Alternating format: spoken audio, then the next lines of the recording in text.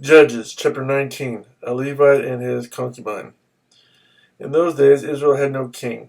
Now a Levite who lived in a remote area in the hill country of Ephraim took a concubine from Bethlehem in Judah. But she was unfaithful to him. She left him and went back to her father's house in Bethlehem, Judah. After she had been there 4 months, her husband went to her to persuade her to return. He had with him his servant and 2 donkeys. She took him into her father's house, and when her father saw him, he gladly welcomed him. His father-in-law, the girl's father, prevailed upon him to stay. So he remained with him 3 days, eating and drinking and sleeping there. On the 4th day they got up early, and he prepared to leave. But the girl's father said to his son-in-law, "Refresh yourself with something to eat, then you can go." So the 2 of them sat down to eat and drink together. Afterward, the girl's father said, "Please stay tonight and enjoy yourself." And when the man got up to go, his father-in-law persuaded him, so he stayed there that night. On the morning of the 5th day, when he arose to go, the girl's father said, "Refresh yourself. Wait till afternoon." So the 2 of them ate together. Then when the man with his concubine and his servant got up to leave, his father-in-law, the girl's father, said, "Now look, it's almost evening. Spend the night here. The day is nearly over. Stay and enjoy yourself. Early tomorrow you can get up and be on your way home."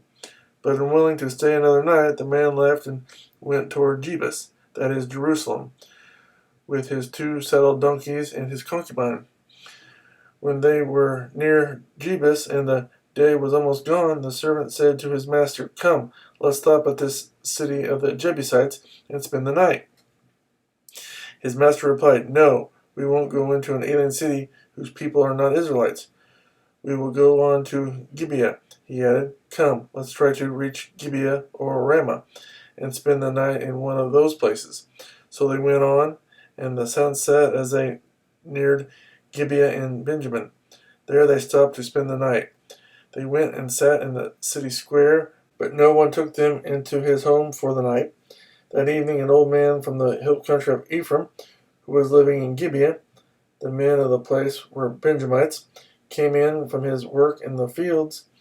When he looked and saw the traveler in the city square, the old man asked, "Where are you going? Where did you come from?" He answered, "We are on our way from Bethlehem in Judah to a remote area in the hill country of Ephraim, where I live. I have been to Bethlehem in Judah, and now I am going to the house of the Lord. No one has taken me into his house. We have both straw and fodder for our donkeys, and bread and wine for ourselves, your servants, me, your maidservant, and the young man with us. We don't need anything." "You are welcome at my house," the old man said. "Let me supply whatever you need. Only don't spend the night in the square." So he took him into his house and fed his donkeys. After they had washed their feet, they had something to eat and drink. While they were enjoying themselves, some of the wicked men of the city surrounded the house, pounding on the door.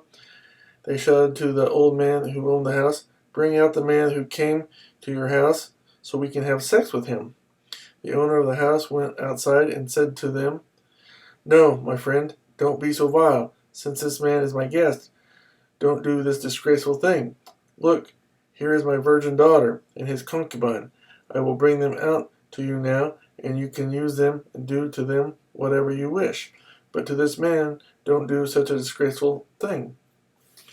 But the men would not listen to him.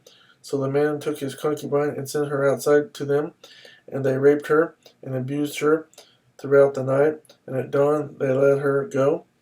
At daybreak the woman went back to the house where her master was staying, fell down at the door, and lay there until daylight. When her master got up in the morning and opened the door of the house and stepped out to continue on his way, there lay his concubine, fallen in the doorway of the house with her hands on the threshold. He said to her, "Get up, let's go."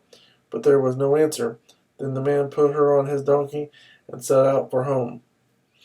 When he reached home, he took a knife and cut up his concubine, limb by limb, into 12 parts, and sent them into all the areas of Israel. Everyone who saw it said, "Such a thing has never been seen or done, not since the day the Israelites came up out of Egypt." Think about it, consider it. tell us what to do.